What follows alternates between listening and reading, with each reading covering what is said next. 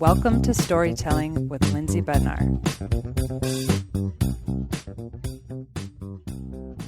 J Money. How you doing, Linz? Good. How are you? Good. Good. Well, thanks so much for hanging out with me for a bit today. So for everybody listening, Justin is first and foremost my brother-in-law. Full disclosure. Yeah. And I know you as the smart scientist / professor. And so first, what is your actual title? And then I want to talk about how you got into it, what it is that you do. Yeah. Well, thanks, Linz, for having me on this. So I'm thrilled to talk to you about, what we do. And, basically it's been my career for the last 20 years, give or take. Now I feel like I've been in it forever, which I kind of have from grad school till now. So I'm currently an assistant professor in the Department of Pharmacology at the University of Minnesota. I have joint appointments in the Department of Urology.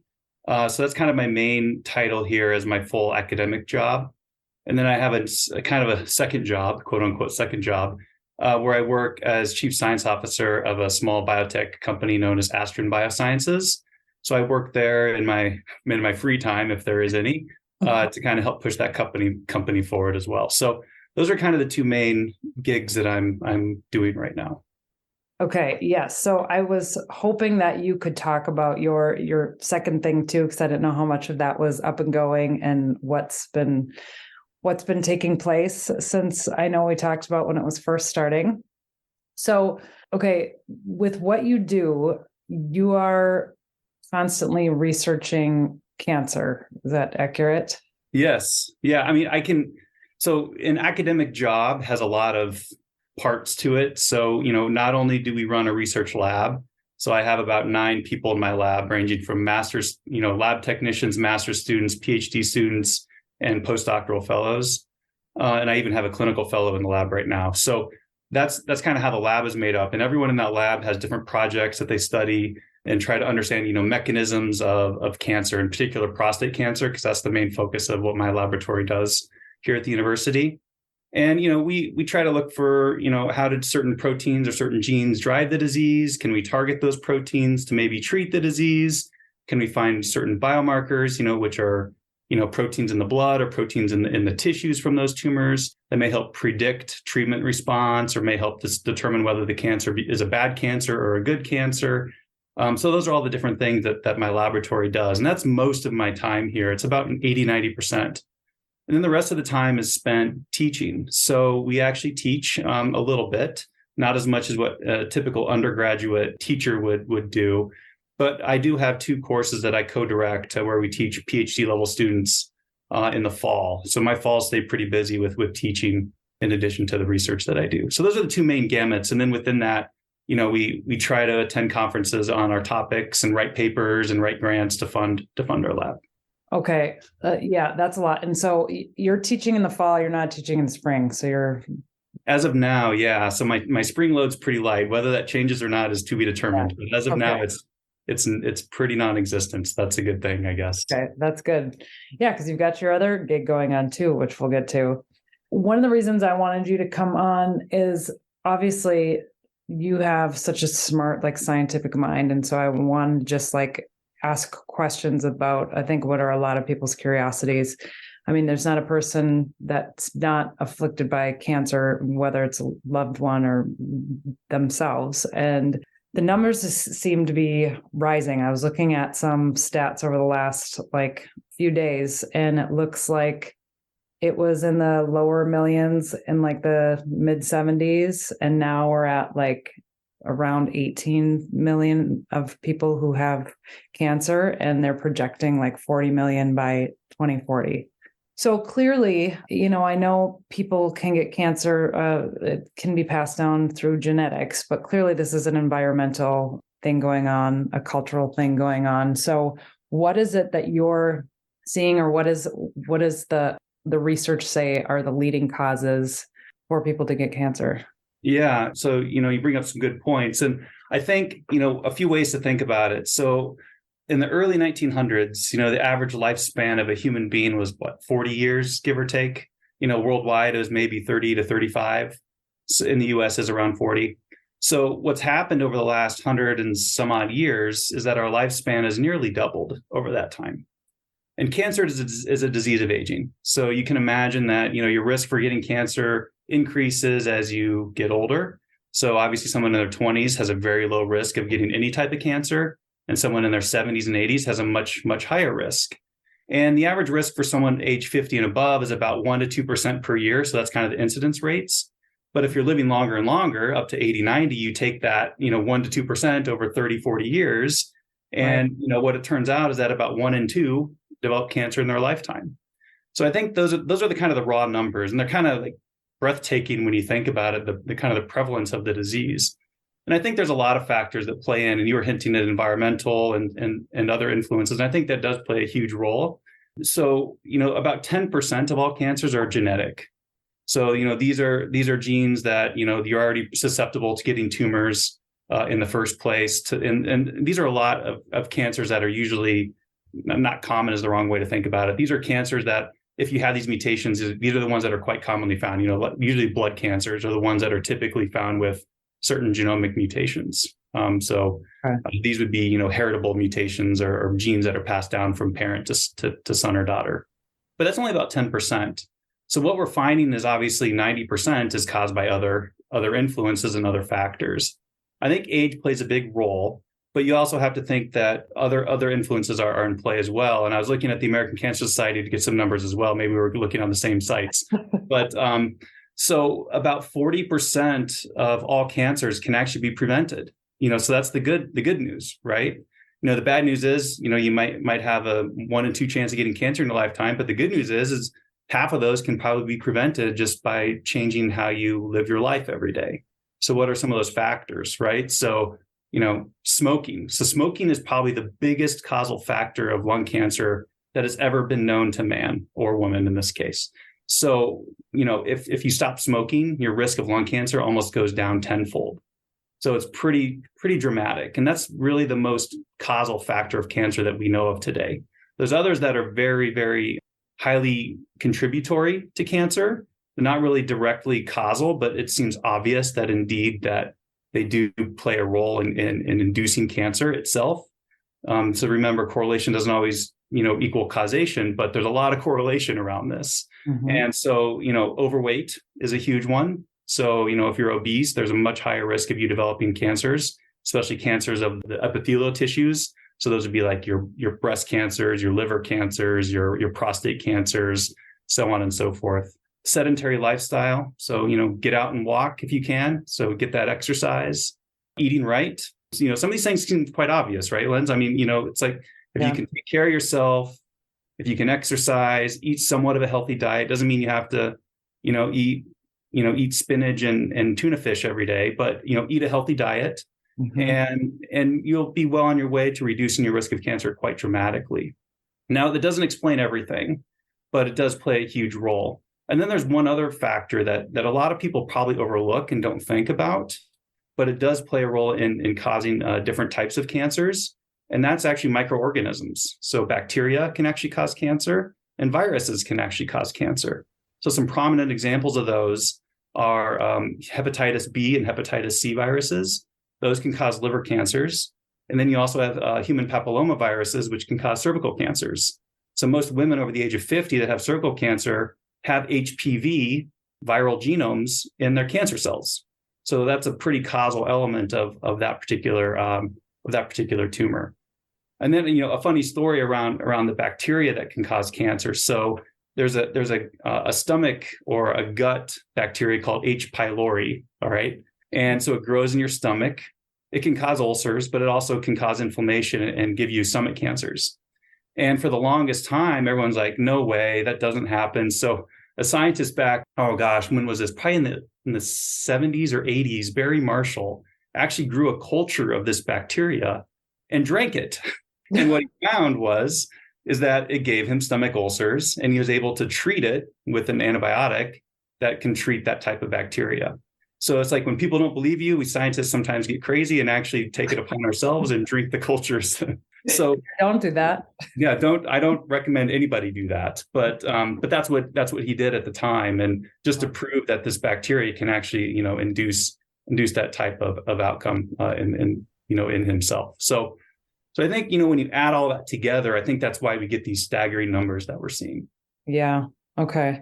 Well, that makes a lot of sense. And I'm glad you pointed out that the lifespan has doubled as well. And so as with anything, we see more deterioration and us becoming susceptible to things in our lifespan than maybe before. Of course, we're living longer thanks to advances in medicine, but then we run those risks too.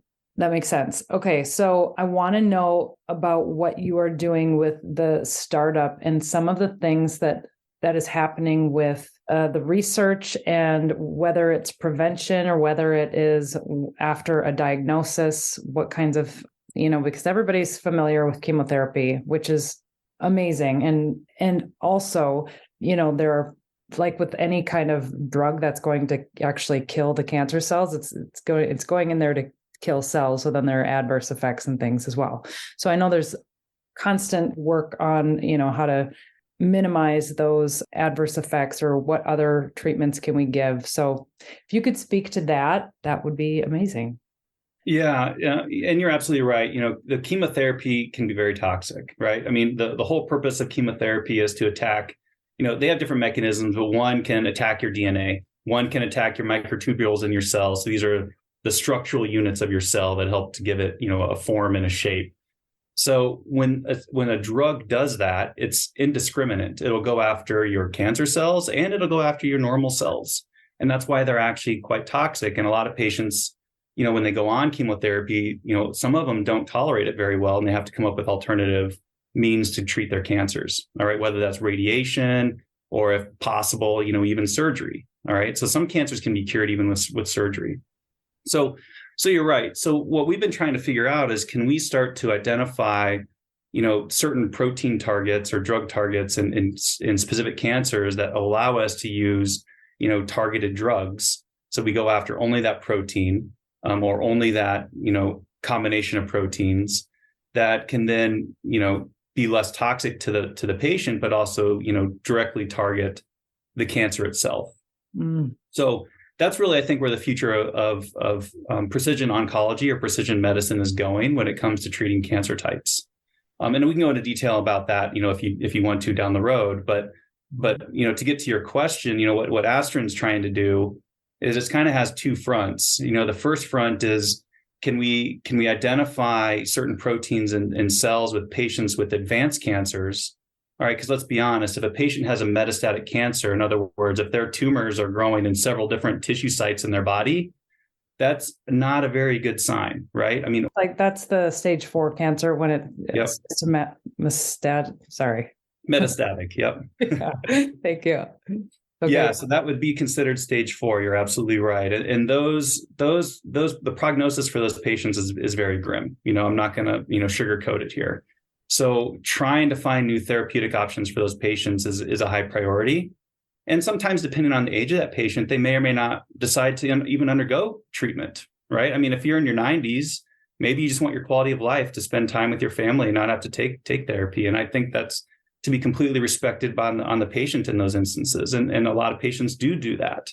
Mm-hmm. But if you're in your 40s or 50s and you're one of the unfortunate ones that get diagnosed with a metastatic cancer, maybe you want to try to extend your life as long as possible because you want to see your kids for as long as you can, right? So I think each patient has their own unique circumstance that he or she has to figure out. But what we're trying to do is to try to help that patient make those decisions easier by finding these new drug targets that they can take with their particular tumor.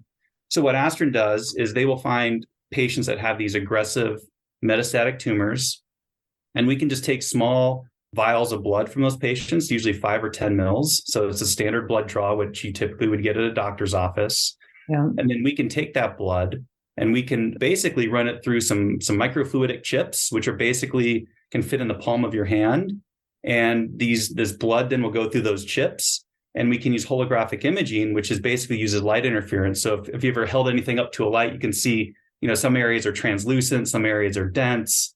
That's really what holographic imaging does, is it tells you what are the dense areas, what are the non-dense areas, and gives you a kind of a unique fingerprint for each cell that goes through that chip. And what we can do then is we can train that data to tell us whether it's a cancer cell or not by adding in, cancer cells that we know are cancer cells, or adding in normal healthy blood that should not have cancer cells, right?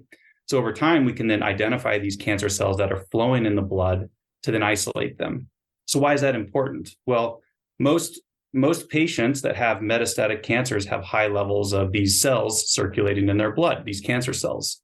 So that's usually a poor prognostic factor for a patient. So in other words, that's not a good outcome, right? If you have high levels of these cells in your blood, your outcomes of surviving that disease is very, very poor.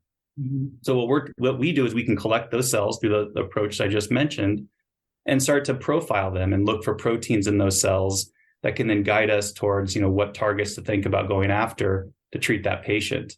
So it really is kind of a personalized approach where each patient is looked at uniquely to try and find these different proteins that are found in their own tumor cells. Oh. So in a nutshell, that's kind of what we do on one end of the spectrum. That's so cool. So with each individual patient, you are looking at their specific, you're trying to isolate the proteins in their blood so you can better just target that without having to attack kind of all of the cells, or right. So instead of giving them like a standard chemotherapy, which usually is the mainstay of treatment for patients with really aggressive disease, because they probably have run out of other options, right? I mean, more than likely they've gone through several different rounds of different drugs that may or may not have been helpful. And then at that point, they're probably moving to like a platinum-based chemotherapy or a taxane-based chemotherapy that, as we talked about earlier, are very toxic. So if we can figure out a way to circumvent that and find new drug targets that may be beneficial to these patients, then at least we can bypass that toxic chemotherapeutic approach. We're a ways out from that, I'll be honest, but that's the direction we're trying to go. Have there been attempts to do this in the past? Because it seems like, okay, well, if I know that chemotherapy works by attacking the vast majority of the cells, it seems like this would be something that people have been attempting to do for a while. So I guess, what does that landscape look like? And then have there been things that have been attempted and failed? And what led you to this route of doing it in the way that you guys are targeting them?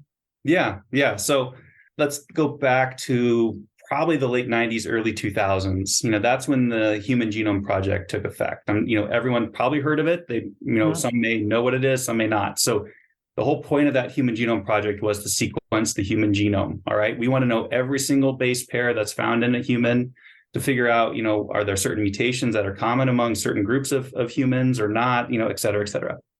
But the benefit of the Human Genome Project, which, just ended, I think, 10 or 15 years ago, so it took about a decade to do this, was that now we have standardized approaches in the clinic where we can actually go in and profile a person's cancer. So we can go in and look at the genes in that cancer and ask, okay, which gene is mutated? And if we can find a gene that's mutated and we know there's a drug target that can go after that mutation, then we have a match. And we can give that drug to that patient.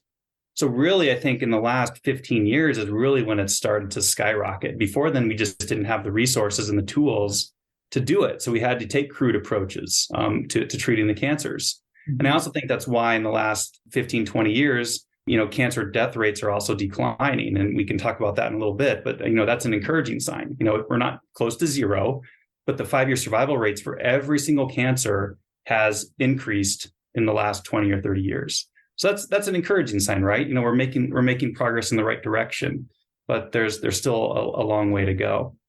So the reason why we want to look at these cells in the blood is because it's an easier approach to get the cells. So a standard approach in the clinic to look at a patient's tumor to determine if that patient has these mutations is to do a tissue biopsy. And if you've had any friends who've had parents or themselves have had cancer and have had to undergo a biopsy, maybe you know someone personally that has, it's not the most comfortable thing to do, right? There's these really long needles, they're very scary looking, and they penetrate, if you have a liver cancer, it penetrates right through your back or right through your gut to try and find that tumor, pick it out and pull it back out, all right? So it's not something, a patient really looks forward to doing. And not only that one time, but several times, right? So what we're trying to do is circumvent that by doing what we call a liquid biopsy, where we can then, take the blood from a patient, which is a lot less invasive. All right. It still requires a needle insertion into your vein, but it's not nearly as painful as what a standard tissue biopsy would be. And then we can, the idea is we can look at the same mutations or proteins in those cells as we can from the tissue itself. So we can get the same information just without the invasiveness of the tissue biopsy that would be needed to do it. So it's a way to kind of, circumvent some of that pain that the patient may undergo.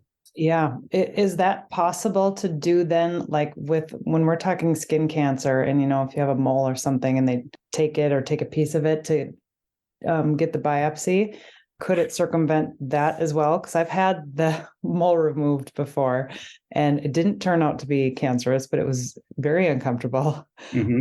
So is that kind of the same thing, or with that specific skin cancer, do you need that sample? Yeah, that's a good question. I'm probably not the most qualified to answer that directly, but what I would say is, since it's on the surface, it's really easy and accessible, and the physician knows exactly where to go to flush that out.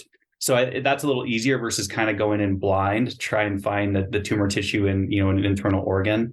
So I think from that perspective, it probably makes some sense to go after it directly and excise it out. And, a lot of cancers can actually be cured with excision, right? Surgery.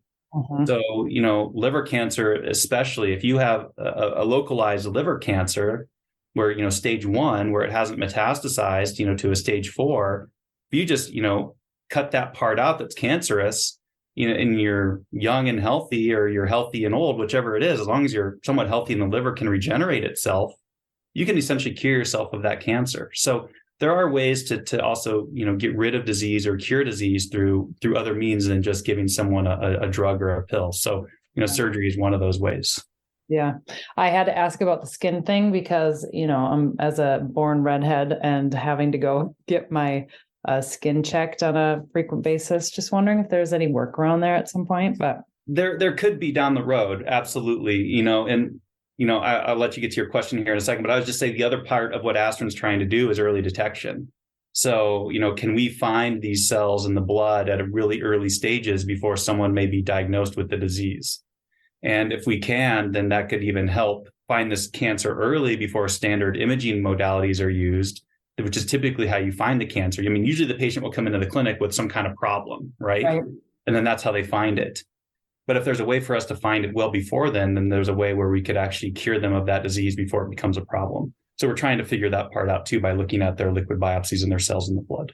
Wow. I mean, so what would be amazing is if this were part of your yearly checkup screening where you had blood drawn and there would be an analysis of whether cancer is present. I mean, that's what you guys are working toward. Yes, that's exactly where we want to go. We're starting with a few cancers right now, like the oral cancers and oropharyngeal cancers with saliva, actually. So not even blood.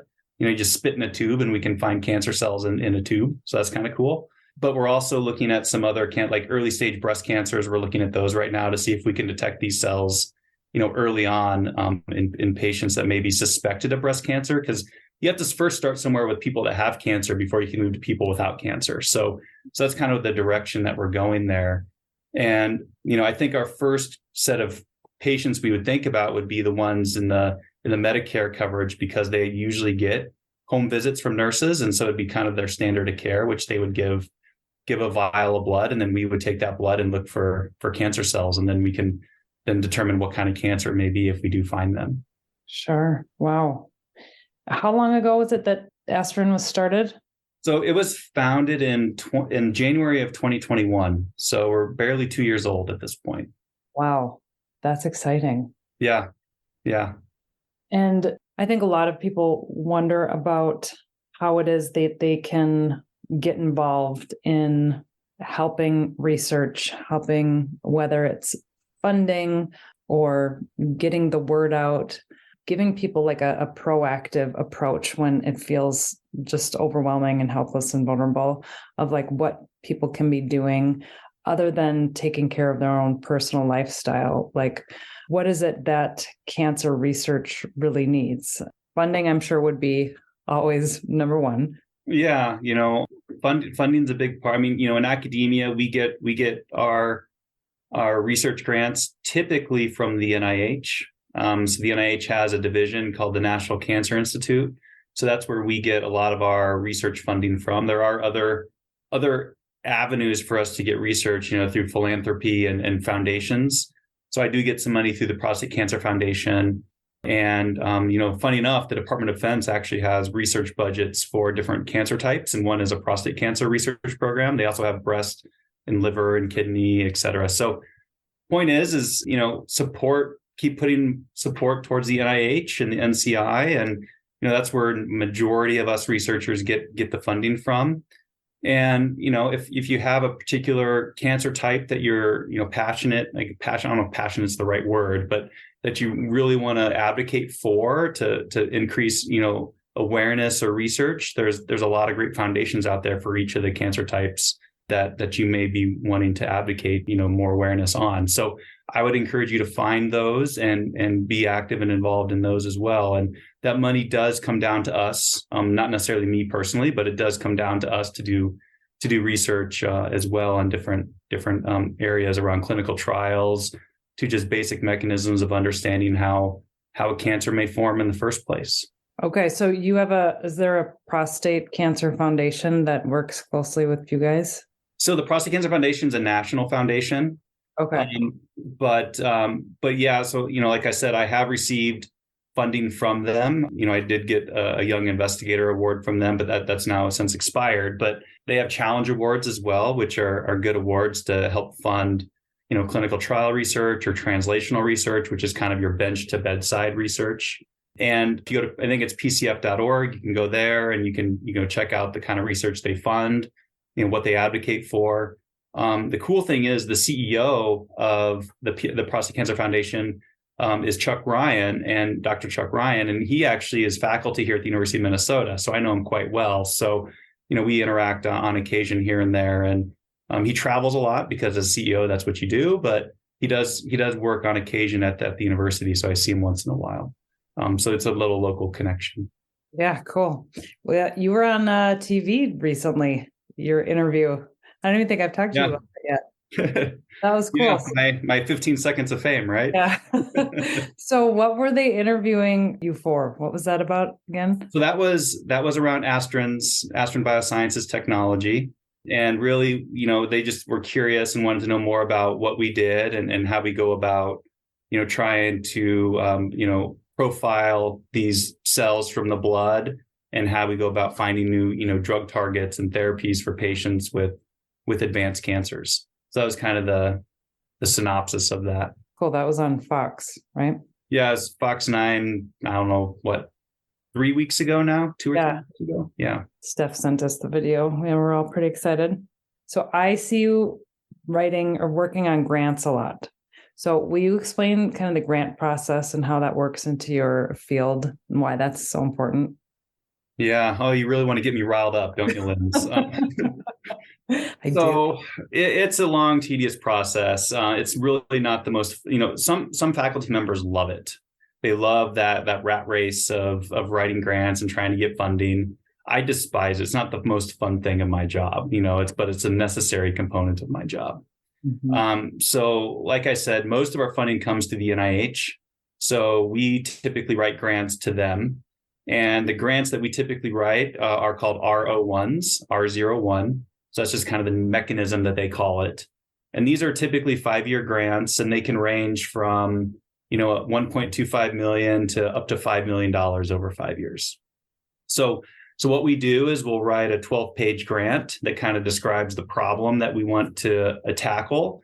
And usually we have specific aims. So an aims is a component of the research that we want to talk about in detail, and the question that we want to answer, and how we're going to go about it scientifically. So we do that for like 2 or 3 aims. And then, hopefully it all comes together in a nice, neat package, and we send it off to the NIH, and then it gets reviewed. And typically there's 3 reviewers that will review the grant. There's a primary reviewer, and then there's a secondary and a tertiary reviewer. And the primary reviewer usually has the most weight.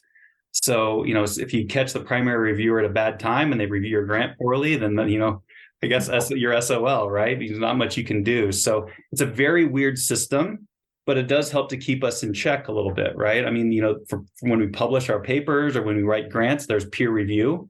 And the peer review helps to, push back on the science we're trying to do. They basically say, well, hey, you proposed this, aspect of understanding, how do cancer cells grow, but we think you probably forgot about this aspect of it. Why did you not include that? Or you didn't include a control in this experiment. If you don't have this control, you're not going to be able to interpret your results appropriately. So you get dinged on those types of things. So that's the purpose of a reviewer. And the same holds true for our papers when we try to publish those too. So that's kind of the process of how it goes. And then it gets scored.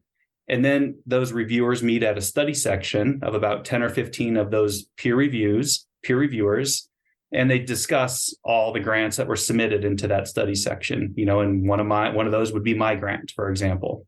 Mm-hmm. And if it was scored well, then they'll discuss it. They'll talk about the pros and cons of the grant, and then they'll rescore it. And a score of 1 is really good. A score of 10 is really bad. So it's the opposite of gymnastics. So, you don't want a 1 in gymnastics, but you definitely want a 1 in science. So we get those scores. And then if it falls within a certain pay line, then you get it funded. If it doesn't, you don't, and you resubmit another time.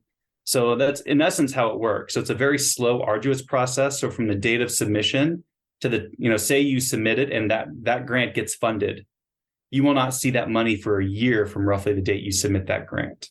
So it takes about a year from start to finish. So it's a very, very long process involved. Okay, I had 2 questions with that. One was, are you the one, when you write the grant, figuring out how much money this research is going to cost as part of the grant? We do have to put budgets in, absolutely, and we have to put in detailed budgets. Uh-huh. And personnel costs are the biggest. They're about 60 to 70% of our costs, and everything else is going to be research supplies and things like that. Okay.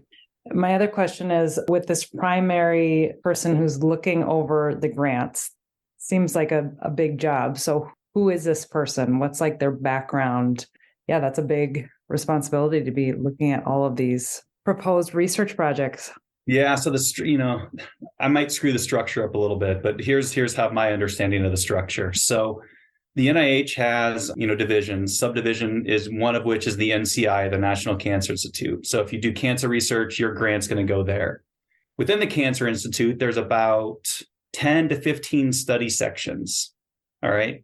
And those study sections will then contain, a program officer. This program officer is the person that kind of oversees that study section. And he or she then will go out and recruit about 10 to 15 peer reviewers. And these peer reviewers are people like me. So, ranging from assistant professors to full professors that are experts in roughly in the cancer area and different aspects. So some may be interested in how a cancer cell grows, and others may be interested in how a cancer cell dies, right? But in essence, it's kind of all in the cancer field. So the program officer is typically someone who has a PhD, so they have a science background. And then obviously all the peer reviewers are going to be people that are, professors at different universities across the country. So that's typically who reviews your grants.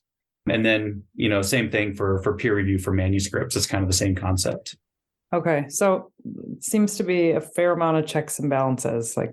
Oh yeah. It's almost so much to where it's frustrating, but yeah. On average, how many are proposed that get shut down? Yeah. So the funding rate right now at the NCI is about 10 to 11%. So it's pretty poor. So, we have to put in a lot of grants to get funding, and that's why it takes up a lot of our time. But that's just kind of where we are these days. The NCI at one point had funding rates in the 20 to 25th percentile. So, 1 in 5 to 1 in 4 grants would get funded. But now we're down to more like 1 in 10, 1 in 9 grants get funded. So we need to kind of shift that tide and get it back at least into the mid-teens, because it does weigh on you, and it becomes, a situation where, it's dire, right? Sometimes you just don't want to write grants because you're like, why am I doing this? It's not going to get funded, right? You just start to develop that attitude. And I don't know, I don't think that's a good attitude to start to have when you're trying to push forward, your scientific program at the university. Are there certain things that seem to get pushed forward? With science, do you find that there are trends where they're like, oh yeah, more of these are getting backed right now because of maybe it's because mortality has increased or it's what people are asking for? Do you see those kinds of trends?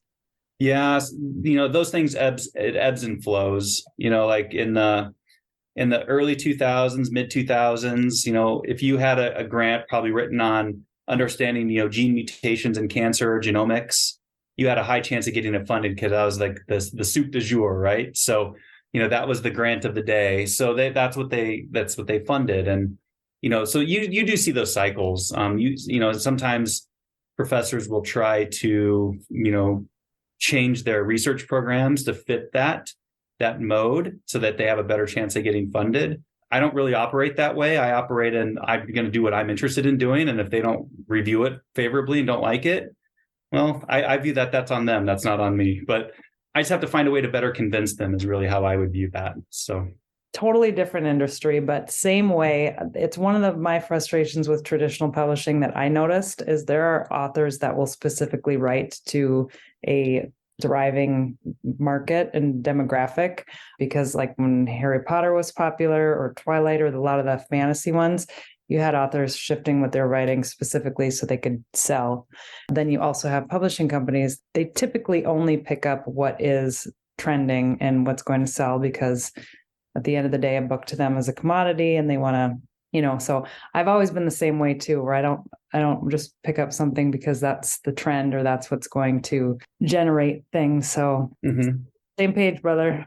Yeah. Well, and the hard thing too is, when you have to write a grant, you have to generate preliminary data and you have to have a lot of it. If you don't have sufficient preliminary data to convince a reviewer that direction you're moving is a worthwhile question to answer and you don't have the data to support it or back it up, that grant's going to get trashed in a heartbeat. You're not going to have a chance. So to be able to pivot like that is you have to spend a lot of resources and time in your lab just to build up that data that you need to go in and submit those larger grants. So it does require some commitment from the PI to do that. And I prefer to stay the course. And I figure over time, the science and the interest will come back to what I'm interested in. And then I'll hopefully reap the benefits at that time. But the same is true in publishing. You're exactly right. I mean, there's 3 big journals in our field: Nature, Science, and Cell, right? We call that the big 3. Mm-hmm. So those 3 journals, they like to publish what's hot, no doubt about it. And they will reject a paper if they don't think it's hot enough, right? It's not sexy enough. Right. And so then you have to go to a different journal, and that's just how they function. And it's no different, probably like you just said in your area of publishing too. So it's just kind of, yeah. It's frustrating. And I get if they're trying to sell and make more money, but to me, it completely waters down the creative process in my field. And then for you, it's like the research and that process, because it takes away from, I think, the essence of what's behind everything. Yeah. Well, unfortunately, we're incentivized is, I don't know, that's kind of the right word. And we're not monetarily incentivized, but we're incentivized based on moving up the ladder, right? So from an assistant to an associate professor with tenure to full professor through publishing, right? That's our currency. So, right or wrong, that's what they encourage you to do. It's like publish or perish. Well, it's very true. You have to publish. So if you're going to publish, you want to try and get it out there as soon as you can. And sometimes it can be to the detriment of advancing science, because a lot of times some of these papers that come out are complete crap. So you have to go in and try and decipher what's the crap and what's not crap when that gets published these days. So, wow. What are some of the best like open source journals and things that people can go to as far as reading research on cancer and the things that are latest data, things that are coming out? Yeah, I mean, there's a lot of cancer journals. Some are open source, some are not. Some are open source if you pay them enough.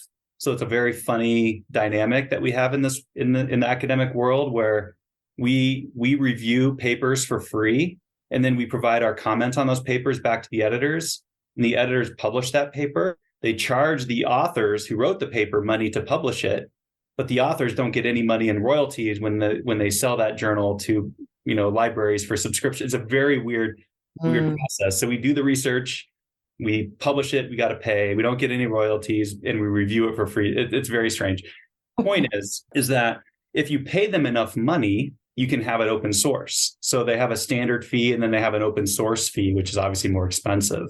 So it depends on whether the author wants to pay that enhanced fee to make it open source.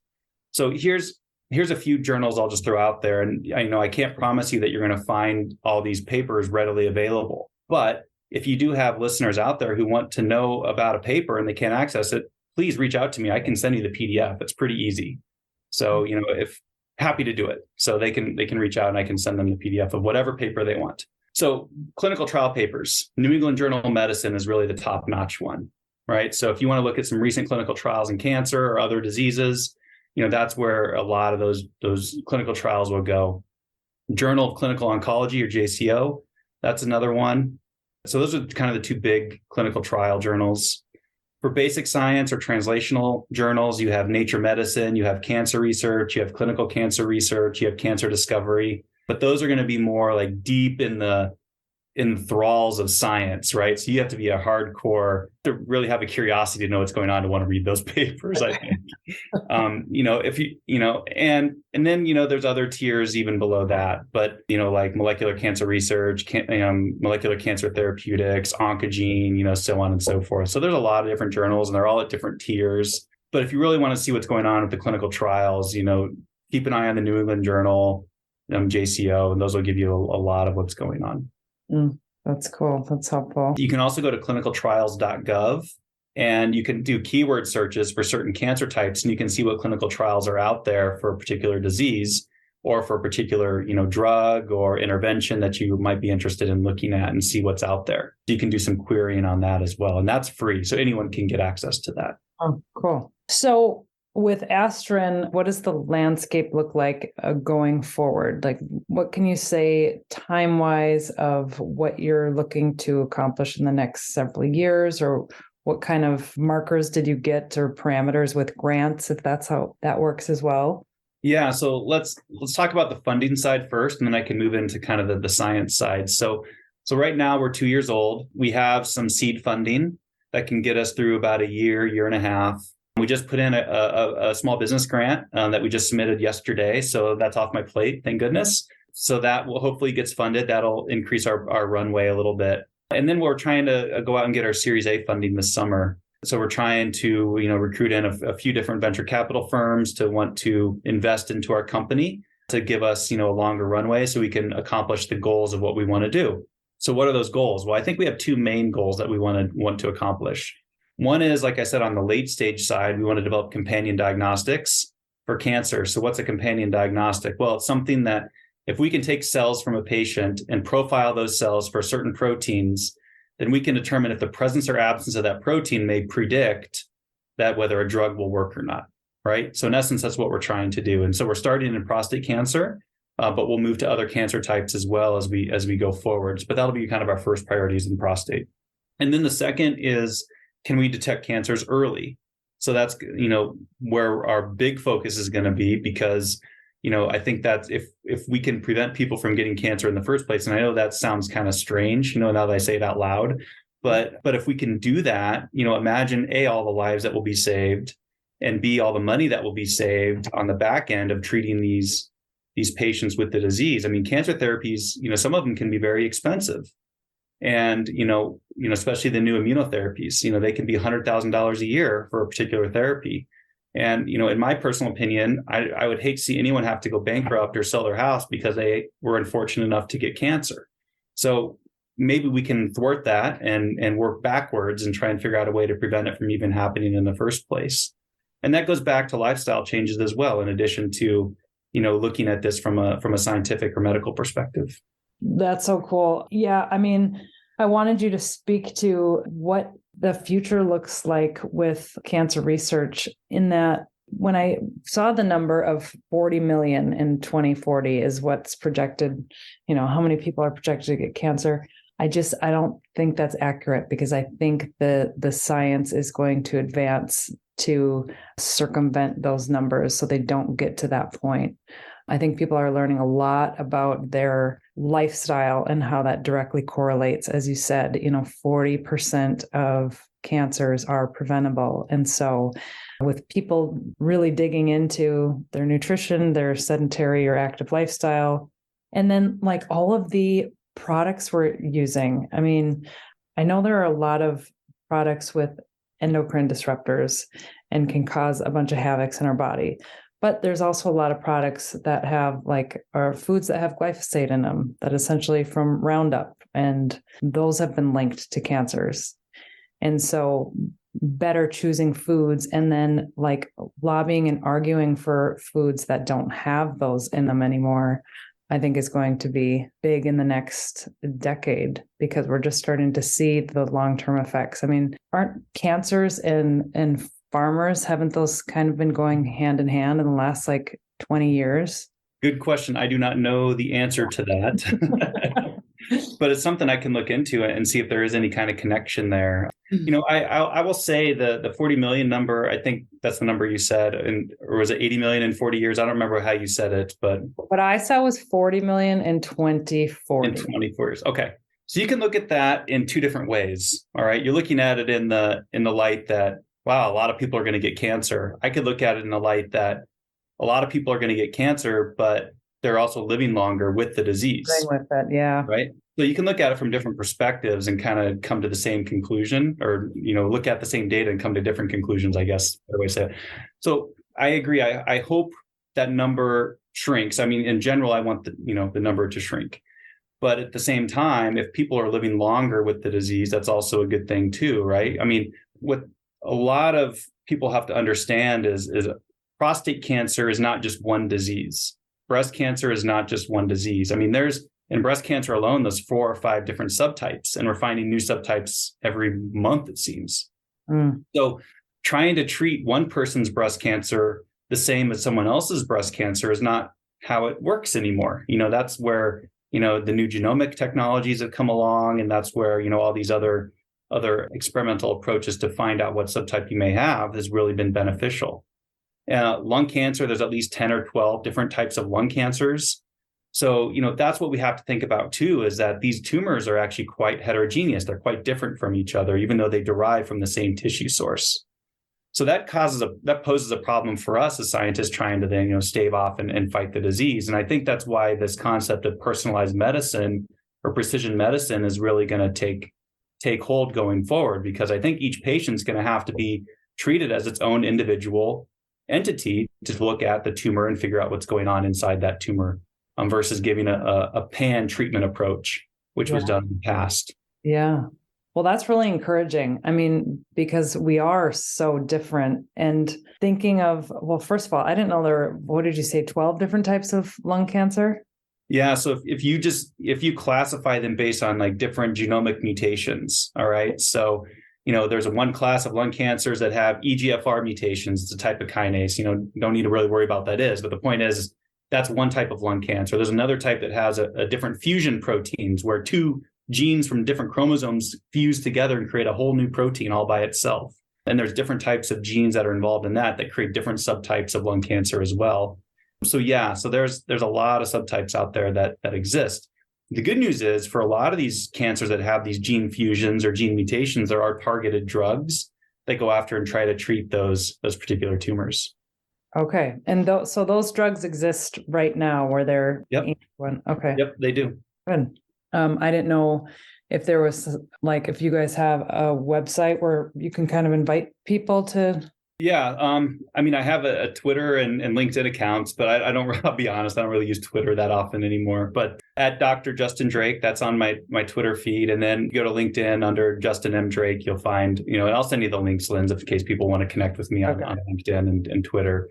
And then for Astron Biosciences, astronbio.com. That's our website.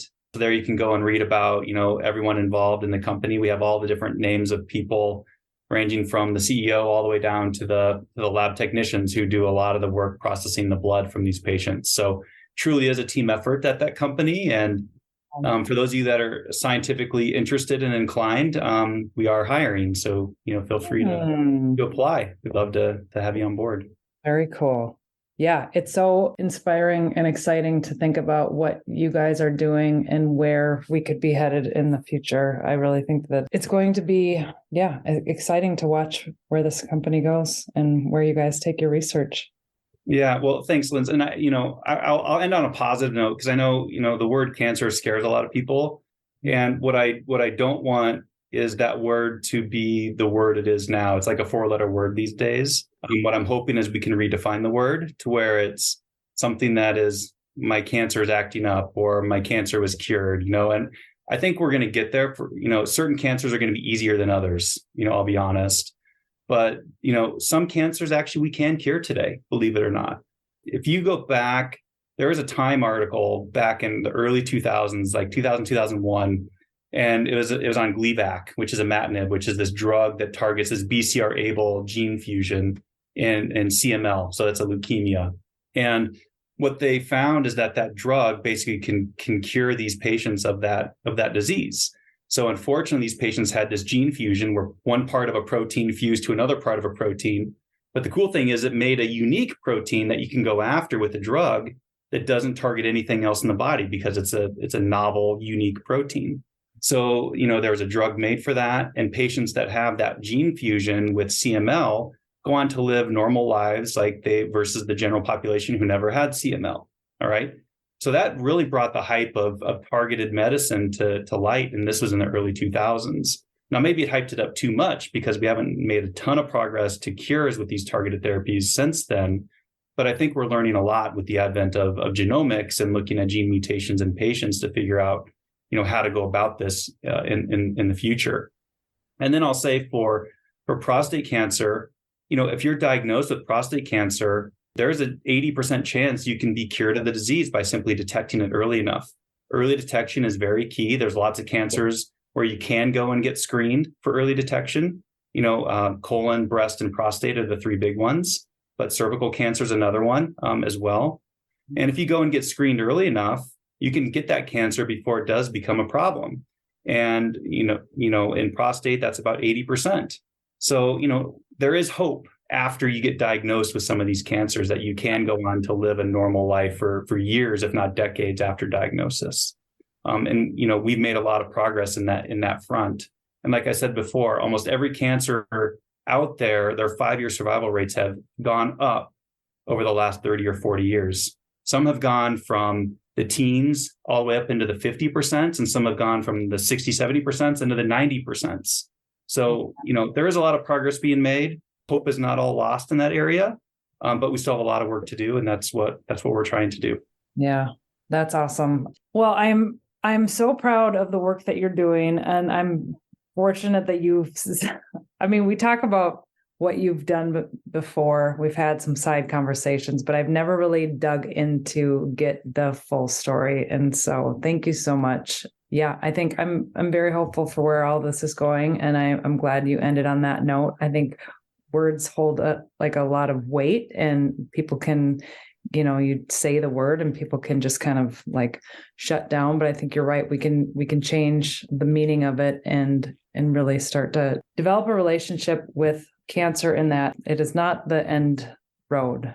Exactly. The hope is not to make it a death sentence like it used to be back in the day. And, we're making a lot of progress that direction, and, we'll make even more, throughout our generation and our kids' generation for sure. Yeah, absolutely. So, well, thank you so much. I get to see you tomorrow. Absolutely. Well, thanks, Linz. I really appreciate you inviting me to come on. It was great talking to you about this, and happy to come on anytime in the future if you want to talk more about it. I'd love to do it. Absolutely. All right. We'll see you soon. Sounds good. Talk to you soon. All right. Bye.